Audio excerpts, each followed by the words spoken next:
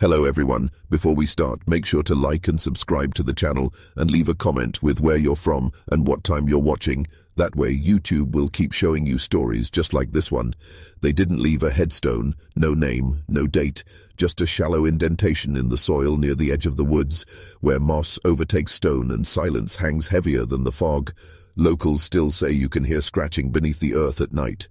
But that's just folklore until you look deeper, until you realize the town council paid to seal the records, that the midwife vanished the same week, and that a single torn page from the family Bible was found buried in a jar beside a child-sized coffin with 4 words inked in trembling script.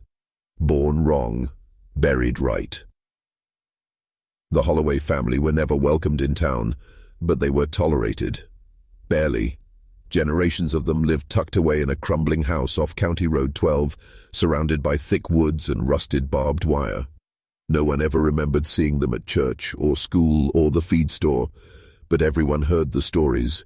The whispers of babies born without eyes, children who never spoke, cousins marrying cousins, and a man only ever referred to as Uncle Eli, who hadn't been seen in daylight since 1937.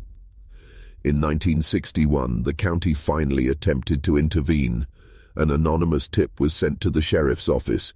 It claimed that the Holloways had buried a living child behind their barn. It also claimed the child wasn't their first. What the deputies found, or didn't find, was enough to shut the case down by the end of the week. No exhumation, no charges, no follow-up. But a box surfaced in 1998. Found in the attic of a now abandoned courthouse, sealed with twine and labeled simply, Holloway, Evidence. Inside were hand-drawn family trees, a faded photograph of a baby with its mouth stitched shut, and a soil sample that tested positive for human blood, type AB negative, a match for only one known person in the county, the last living Holloway. And she hasn't spoken a word in over 60 years. The Holloway family tree doesn't branch, it loops back on itself in ways that even seasoned genealogists found difficult to chart. A 1972 psychiatric evaluation of the surviving daughter, conducted under court order, described her as cognitively distant, dissociative, and riddled with trauma too dense to untangle. She was 7 years old at the time. Her hands were covered in scars. Her drawings were exclusively of coffins. But let's go back. The Holloways first appeared in Kentucky land records in 1811 when a man named Silas Holloway purchased 82 acres of wooded terrain using Confederate coinage 30 years before the Confederacy even existed. Local historians now suspect that the name Holloway was assumed, not inherited, an alias chosen for its isolation. Even then, townsfolk noted how few outsiders ever entered the Holloway land and returned with stories. Most said the family never left the homestead, not even for supplies. They raised their own livestock, grew their own food, and buried their own dead. A journal entry from a traveling priest in 1849 offers one of the earliest external references to the family. He wrote, "I was refused entry 3 times, each by the same pale-faced boy, though he bore a different name each time. The 3rd time he claimed to be the father. No priest ever returned." Over time, patterns emerged. Local doctors quietly refused to treat Holloway women, citing strange birthing abnormalities and moral hesitation. School teachers recalled children who registered without birth certificates and left before their first winter. One boy, Ezekiel, attended for 2 weeks and never spoke a word, only stared at the chalkboard and drooled. When the principal attempted a home visit, he returned white as a sheet and resigned that same night. He would later be found in his attic, hanging by a belt, with a child's dress nailed to the wall behind him. By 1958, the family was reduced to 7 members, all living in a 3-room structure with boarded windows and a smell so foul the neighboring properties filed health complaints. The youngest girl, Mary Eliza, was seen just once by a census taker who reported she was covered in bruises, walked with a limp, and refused to blink. Mary Eliza vanished within the year, and that's when the rumors began that she was buried alive in the backyard, as a punishment, as a sacrifice, or as a warning to the others. The official cause of Mary Eliza's disappearance was unknown, but if you ask anyone who grew up within 15 miles of the Holloway property, they'll tell you exactly what happened. Some say she was punished for speaking to a boy in town. Others claim she was born with a deformity the family believed was a sign of possession. But the most enduring theory, the one whispered by those who still live near the ruins, is that Mary Eliza began remembering things she wasn't supposed to, and in a family like the Holloways, memory could be fatal. What we do know is this: a neighbor, Clara Rowe, filed 3 complaints in the spring of 1959. In each one she described muffled screaming at night, the sound of dirt being shoveled, and a child's voice singing beneath the ground. No action was taken. The sheriff, who happened to be a distant cousin of the Holloways, dismissed it as hallucinations caused by female nerves, but Clara kept a journal. One entry, dated June the 3rd, reads, "I saw the girl, pale, dirty, staring out the cornfield. Mouth was moving, but no sound came out. The next night the field was on fire. Then nothing. Just silence." Clara was found dead 2 weeks later. Heart failure, at 43. In 1975, a construction team clearing part of the Holloway land discovered something the family never reported: a small, brick-lined pit behind the barn. Inside were child-sized shackles, bones later confirmed to belong to at least 2 juveniles, and a rusted metal plate engraved with a date, May 17, 1959, the day Mary Eliza was last seen. The pit was quickly filled in, no investigation followed, and for years no one mentioned it again. Then came the audio tape. Discovered in 1998 with the courthouse evidence box, the reel-to-reel recording is only 3 minutes long, but the sounds on it are unforgettable. A child's voice singing something off-key, a woman whispering in what appears to be tongues. And finally, 32 seconds of rhythmic pounding, like fists on a wooden lid, then silence. Forensics concluded the tape was unedited and authentic. The soil sample taken from beneath the pit matched the child's blood type, and yet the authorities dismissed it as insufficient evidence. Some truths rot in the ground, never seeing the light. The Holloways were not just a family, they were a closed system, a bloodline without exits. And like any system left to decay in isolation, something unnatural grew inside. Something that didn't care for right or wrong. Only survival. When anthropologists reviewed the Holloway records in the early 2000s, they found disturbing trends. 7 confirmed generations. Births occurring within the same household. Names repeating over and over. Silas, Eli, Mary, Ruth, cycling like broken prayers. And most chilling of all, nearly every Holloway birth after 1890 was the result of intrafamilial unions. Not cousins, brothers, fathers, uncles. One expert, Dr. Nathaniel Greaves, described the case as a genetic feedback loop so severe it practically weaponized itself. He added that the mutations seen in medical notes, webbed fingers, missing ears, fused jaws, were consistent with multiple recessive traits doubling up over time. In plain terms, the Holloways bred only with Holloways, and the children paid the price. But this wasn't ignorance, it was ritual.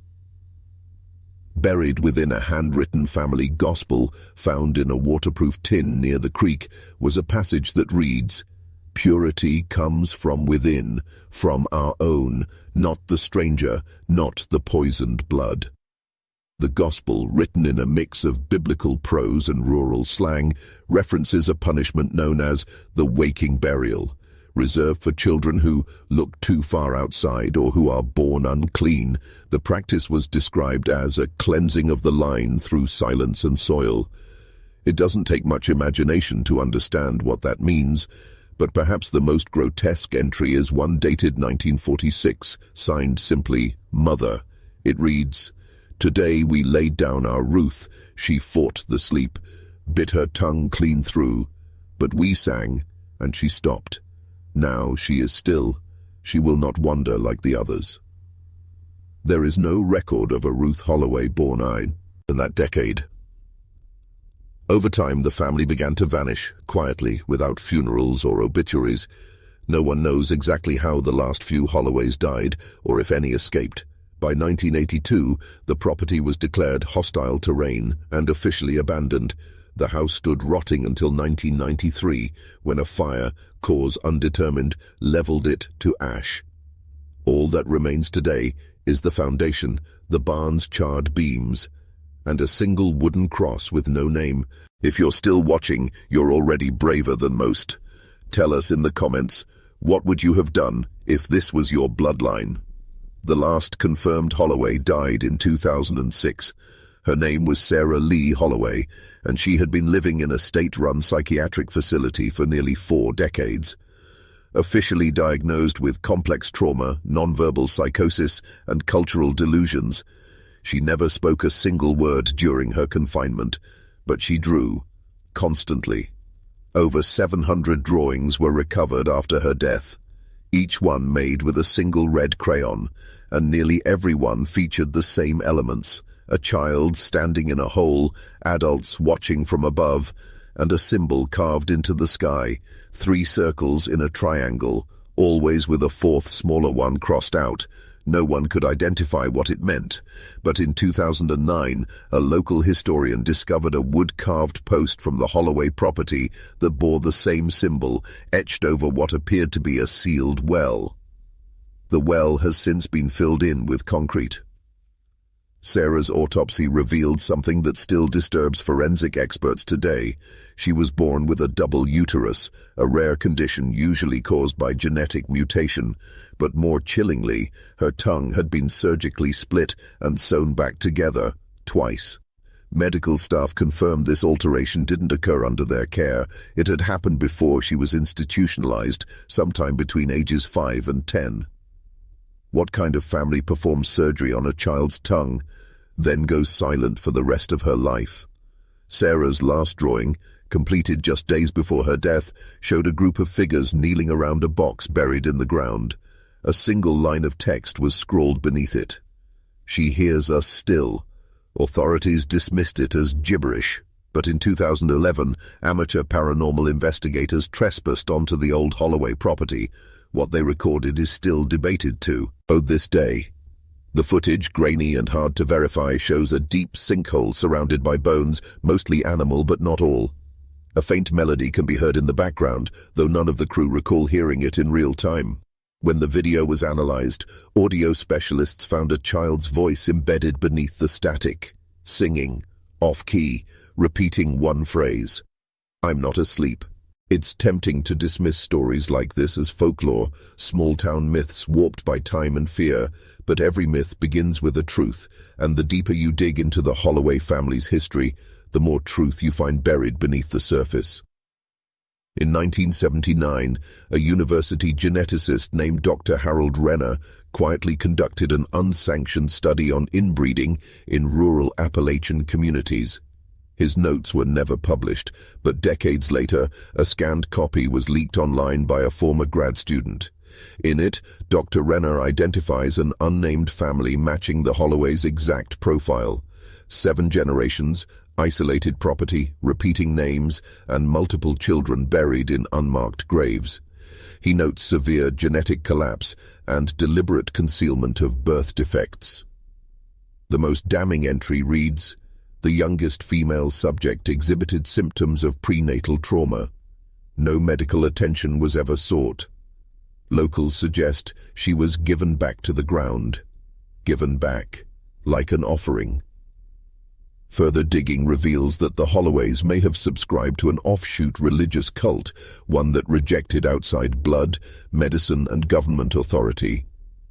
This sect, mentioned briefly in Kentucky court archives as the fold of the first blood, believed purity came only from internal union, that to introduce outside blood was to invite decay. Their scripture, recorded in fragments and oral testimonies, speaks often of the cleansing sleep, the child in the earth, and the watchers beneath the corn.